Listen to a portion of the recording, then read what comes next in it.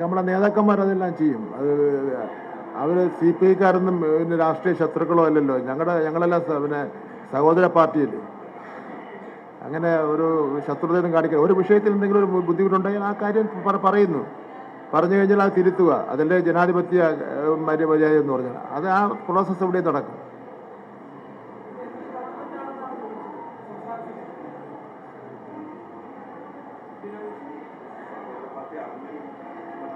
ചിലപ്പോൾ സഹോദരങ്ങൾ തമ്മിൽ അങ്ങോട്ടും ഇങ്ങോട്ടും ചില കാര്യങ്ങൾ അറിയില്ലല്ലോ.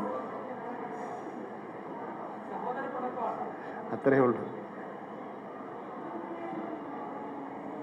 വിനയ വിശ്വമൊക്കെ എന്ത് നല്ല അഭിപ്രായ വിദ്യാഭ്യാസ വകുപ്പിനെ പറ്റി പറഞ്ഞത്. എന്ന് മാത്രമല്ല, പിന്നെ ഈ സഞ്ജയ് കുമാർ IAS പറഞ്ഞത്, കേന്ദ്ര വിദ്യാഭ്യാസ സെക്രട്ടറി